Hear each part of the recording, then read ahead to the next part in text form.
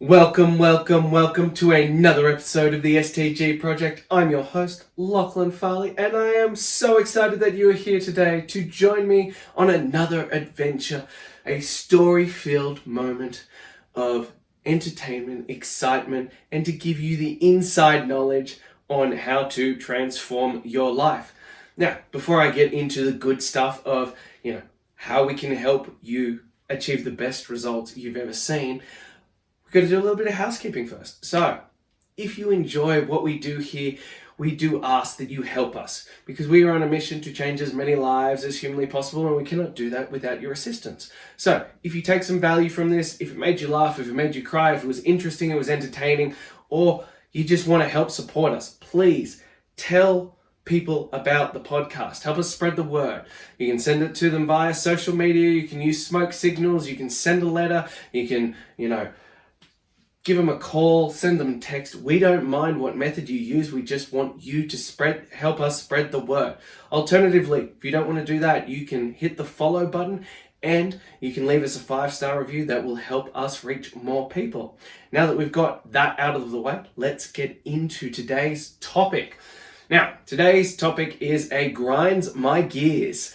So on these episodes, these are things that within the fitness industry, the health and fitness quagmire, or whatever you want to call it, there are many things that deeply irritate me. And if you ask our head trainer, Chris, things that I can get on a hell of a rant about. So that's kind of what we're going to do today. So the subject of today's rant is high protein foods, which aren't high protein.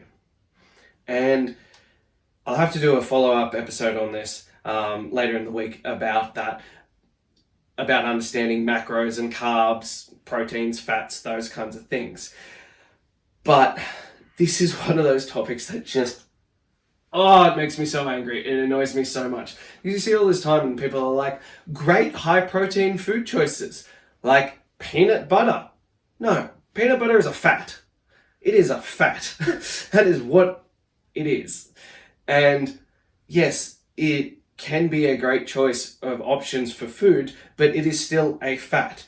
One of the reasons why bodybuilders use it as a bulking agent, you'll hear them talk about, and again, that's a whole different story, but they'll talk about, want to bulk up, eat peanut butter sandwiches, because it's a really easy way to skyrocket your calories. And no, it is not high in protein. It is predominantly a fat source. And as I said, I will break down this concept of fats, proteins, and carbs in a different podcast. But there is this concept of just because something has a little bit of protein in it, it becomes high protein. No, all foods are a predominant, fall under a category. They will generally have a mix of the 3 main macros in them, but they are usually predominantly one thing. For example, meat is predominantly protein. Yes, it'll have fat in it, but it is a predominantly protein food, so that's how we categorize it. Things like bread and rice and pasta are a carb dominant thing. Yes, they have protein, yes, they have fat in them, but they are predominantly a carb. So whatever the highest macro is in those things, that's what we classify them under. And this concept of producing all these things which are high protein is just insanity, because you see it on everything now, and they're like high protein bread, high protein, peanut butters are high protein, Greek yogurt, these things, they are not good protein choices. Do they have, some of them have extra protein in them, so that makes them a better option? Yes. And that's about understanding the balance of these things. So for some people, we do recommend there is some high protein bread. They've added extra protein to the bread. So that's a nice way to bump up how much protein you're getting across the day. But we still need to recognize that the predominant macro in that is still carbs. We need to understand that it's not like it doesn't have carbs in it. It just has a bit more protein than your standard slice of bread. And it's this that we need to understand, because within reason, especially for women, when we're talking about nutrition and that kind of stuff, the 2 most important macros that they need is protein and fats. Do you still need carbs? Yes. Are they the devil? Hell no. But it is this concept of we need to get you protein and fats. And if you're going, oh, well, I'm eating lots of protein because you're focusing on them saying that they're high protein foods, without understanding what actually is a high protein food, you're not actually making progress towards that. And it's about figuring out that balance. And this is why I hate the marketing ploys that they put towards all this stuff, because it's not your fault. It's not your fault that you don't have that knowledge of macros and balancing that all out. They've deliberately marketed it to you so it sounds super appealing. Like, you walk down the aisle and pretty much everything has high protein or, low fat or whatever it may be.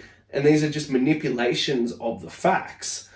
Even things like, for example, 0 sugar drinks.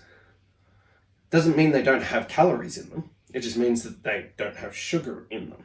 But people look at it and go, oh, sweet, that's, a free drink. No, you need to check and make sure that it doesn't actually have any calories in it versus it just doesn't have any sugar in it. Those are separate entities.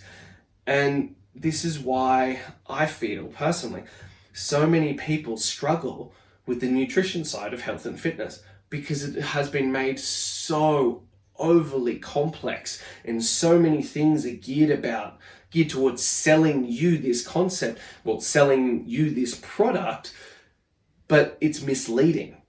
And even reading through nutrition profiles on foods means that you don't understand.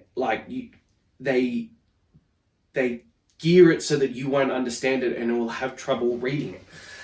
And this comes back to a whole different episode I'll do later on serving sizes and understanding that concept and how misleading that is as well. But all of the stuff doesn't always add up. Like, if you went to the health food aisle and you were looking for healthy snacks for your kid to take in their lunchbox, for example. You go to the health food aisle, you think that's a win.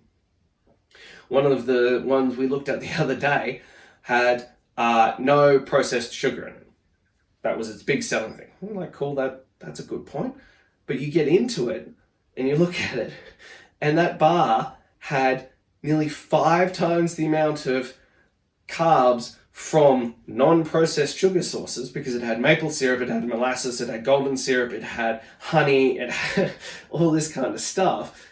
So yes, they've come from better sources, but it was just this ridiculously sweet, high calorie density thing that's just going to ramp your child up to like no tomorrow. And oddly enough, in that circumstance, you are probably better off having the bar that had the sugar in it versus that one, because it's still on the spectrum a lower level thing. So I've gone completely off topic, and that kind of happens when I do a grind my gears. But I wanted to get this point across to you that yes, consistently, protein is the number one and most important thing that you can have in your life. We need to, when we're making food choices, we need to prioritize protein. That needs to become your number one thing when you think about it. You need protein with every meal. It's so important to muscle development, to helping you stay full, healthy, helping with so many different areas. And I've covered this in many different podcasts before. But looking at foods that claim to be high protein is not the answer. The simple answer is it needs to be meat. If you're vegan or vegetarian, it needs to be things like TVP, tofu, tempeh, those kinds of things, or a protein shake. If it basically doesn't fall into those categories, don't stress it. Don't be looking at it and going, oh, that's a wonderful answer. Those are the kinds of things that you need to have with every single meal. If you follow that as its simplicity, you'll be much better off. So that's all I have for you today. I'm your host, Lachlan Farley from the STG Project.